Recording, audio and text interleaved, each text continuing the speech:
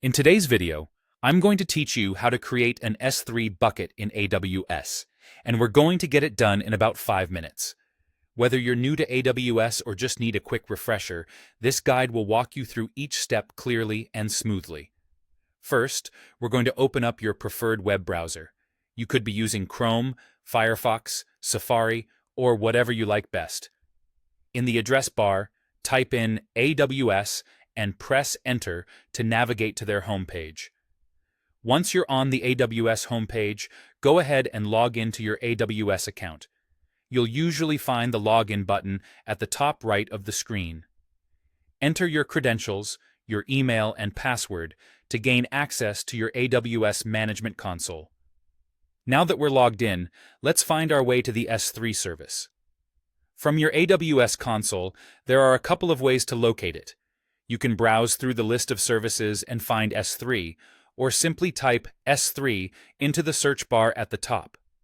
Clicking on S3 will take you to the specific console for managing your Amazon Simple Storage Service buckets. Within the S3 console, you'll see a button that says Create Bucket. This button is typically located prominently on the dashboard, so it's easy to find. Clicking on it will start the process of setting up your new bucket. Now, let's configure the bucket's properties.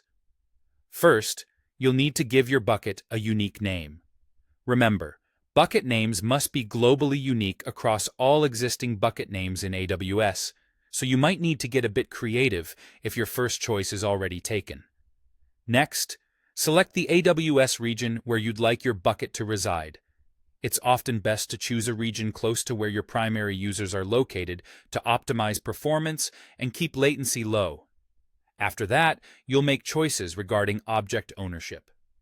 If you're sticking with default settings and don't have specific ownership requirements, you can continue as is. For the block public access settings, consider your needs for privacy and security. Blocking all public access might be a good choice, especially if your data is sensitive or not meant to be publicly available. However, feel free to configure this differently based on your project's requirements. With all that configured, take a moment to review your settings. This is your chance to double-check that everything is as you want it. Once you're happy with the configuration, go ahead and click Create Bucket. This action completes the process and, you guessed it, you've now successfully created a brand new S3 bucket in AWS. Congratulations! That wasn't too hard, was it?